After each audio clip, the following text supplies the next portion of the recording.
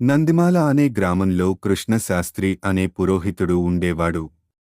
ఆయనకి తెలిసింది పౌరోహిత్యానికి సంబంధించిన మంత్రాలే అయినా తను జ్యోతిష్య శాస్త్రంలో గొప్ప పాండిత్యం గలవాదినని, భూత భవిష్యత్ వర్తమానాలు చెప్పగలనని ప్రచారం చేసేవాడు. గ్రామ ప్రజలు ఇది నిజమని ఆయనొక గొప్ప జ్యోతిష్య పండితుడిగా గౌరవించేవారు. ఈ విధంగా ప్రజల అమాయకత్వాన్ని ఆసరా చేసుకుని ఆయన అప్పుడప్పుడు గ్రామానికి అపకారం జరగబోతున్నదని, పశువులకి వ్యాధులు రాబోతున్నవని నమ్మించి దానికి విరుగుడుగా శాంతి పూజలు, హోమాలు చేయాలని వారిని నమ్మించి వారి నుండి భారీగా డబ్బు వసూలు చేసేవాడు. ఇలా ఉండగా ఆ గ్రామానికి బడిపంతులుగా రమణమూర్తి అనే యువకుడు వచ్చి కృష్ణశాస్త్రి ఇంటి పక్కన ఒక చిన్న ఇంట్లో నివాసం ఏర్పరచుకున్నాడు. గ్రామస్తులు కృష్ణశాస్త్రి గొప్ప జ్యోతిష్య పండితుడు అని చెబుతూ ఉంటే ముభావముగా ఉండేవాడు. ఒకరోజు సాయంకాలం కృష్ణశాస్త్రి రమణమూర్తితో మాట్లాడుతూ, మాది వంశపారంపర్యంగా పురోహిత కుటుంబం కావడంతో అలా పురోహిత్యం చేస్తూ కాలం గడిపేస్తున్నాను. కానీ జ్యోతిష్య శాస్త్రం గురించి నాకు తెలిసినంతగా ఈ చుట్టుపక్కల ఎవరికీ తెలియదు. అంతెందుకు మీ ముఖం చూసి మీ భవిష్యత్తు చెప్పగలను. భయపడకండి. నెల రోజుల్లో మీకు తీవ్రమైన ధన నష్టము, అస్వస్థత కలగనున్నది. ఇందుకు కారణం మరి ఏం లేదు, శని దోషం అని కృష్ణశాస్త్రి అన్నాడు. అలాగా, మరి నేను శనిదోషానుంచి తప్పించుకుని ఉపాయం మేము లేదా అని అడిగాడు రమణమూర్తి నిబ్బరంగా. ఎందుకు లేదు, ఇలాంటి వాటి నుంచి మనలను గట్టికిచ్చేందుకే కదా మన పూర్వీకులు జ్యోతిష్యాన్ని రచించింది. మీరు శనికి శాంతి చేయాలి. ఈ శాంతిలో ప్రధానమైనది నాలాంటి గొప్ప పండితుడికి గోదానం చేయటం అని చెప్పాడు కృష్ణశాస్త్రి.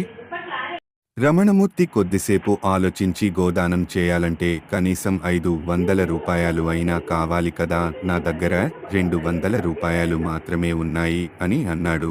ఆ జవాబుకు కృష్ణశాస్త్రి నవ్వి, ఎంత అమాయకులండి మీరు, మీ చేత 500 రూపాయలు ఖర్చు పెట్టిస్తానా? అసలే శనిదోషం పల్లె, మీరు కష్టాలు పాలవుతున్నారు. నా దగ్గర ఒక మంచి ఆవు ఉన్నది, దాన్ని 200 రూపాయలకు మీకు అమ్మేస్తాను. శనివారం మంచి రోజు కాబట్టి పూజానంతరం దాన్ని నాకు దానం చేసేయండి అని అన్నాడు. రమణమూర్తి కృష్ణశాస్త్రికి 200 రూపాయలు ఇచ్చి అవును తన ఇంటికి తోలుకుని వచ్చాడు. కృష్ణశాస్త్రి తాను 200 రూపాయలు లాభం పొందినందుకు సంతోషించాడు. 2 రోజులు తర్వాత శనివారం నాడు ఆయన రమణమూర్తి ఇంటికి వెళ్లి పూజ కార్యక్రమాలు నిర్వహించి దక్షిణ తాంబూలం కింద గోదానం ఇవ్వమని అడిగాడు. అందుకు రమణమూర్తి తటపటయిస్తూ, కృష్ణశాస్త్రిగారు, నిజంగా శని దోషం వల్ల నాకు అస్వస్థత మరియు ధన నష్టము జరుగుతుందని అంటారా అని ప్రశ్నించాడు. కృష్ణశాస్త్రి కోపంతో, నేను జ్యోతిష్య శాస్త్రంలో ఉద్దండుడిని. కర్మ లేక జాతక ప్రభావం చేతో ఈయనకు నా పాండిత్యం మీద నమ్మకం లేదు అని రమణమూర్తి ముఖంలోకి తేరిపారా చూస్తూ, మీరు గోదానం చేయకపోతే ఈ నెల తిరగకుండా మిమ్మల్ని శని పట్టి పీడిస్తుంది. నా హెచ్చరిక పాటించండి. చేతులు కాలాక ఆకులు పట్టుకోవడం మూర్ఖ పద్ధతి అన్నాడు. రమణమూర్తి ఏమాత్రం తొనక్కుండా, ఏమో శాస్త్రిగారు, ఈ ఆవుకి నాకు ఏదో పూర్వజన్మ సంబంధం ఉన్నట్టుంది. ఎక్కడ కనివిని ఎరుగను. ఇది రోజుకు 10 లీటర్ల పాలు ఇస్తున్నది. అందువల్ల ఈ ఆవును మాత్రం దానం చెయ్యను. ఒకవేళ మీరు చెప్పినట్టు నాకు శని వల్ల తీవ్ర నష్టం జరిగితే మీ పాండిత్యాన్ని నమ్మి నా తప్పును క్షమించమని కోరుతూ మీకు 2 ఆవులను దానం చేస్తాను. ఒకవేళ నెల రోజుల లోపల నాకేమీ నష్టం జరగనట్లయితే మీరు చెప్పింది బూటకపు జాతకంగా భావిస్తాను. దయతలచి 1 నెల గడిచాకే గోదానం మాట ఎత్తండి అని అన్నాడు. ఇది విని కృష్ణశాస్త్రి అలా ఉండిపోయాడు. కృష్ణశాస్త్రి తల వంచుకుని ఇంటికి వచ్చి మంచం మీద 2 చేతులతో తల పట్టుకుని తన భార్యతో కొత్తగా మన గ్రామానికి వచ్చిన రమణమూర్తి పచ్చి పాషాండుడిలా ఉన్నాడు అని అన్నాడు. నేను చెప్పిన జాతకం ఎలానో ఫలించదు. 1000 రూపాయల విలువ చేసి గంగిగోవు లాంటి అవును సొంతం చేసుకున్నాడు.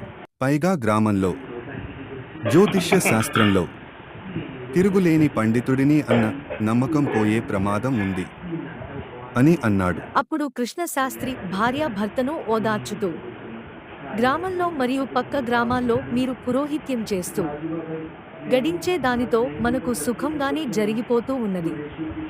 అలాంటప్పుడు ఎందుకు మీకీ జాతకాలు జ్యోతిష్యాల గొడవ అని అన్నది. ఈ వీడియో గనుక మీకు నచ్చినట్లయితే లైక్ చేసి ఛానల్ని సబ్స్క్రైబ్ చేయండి.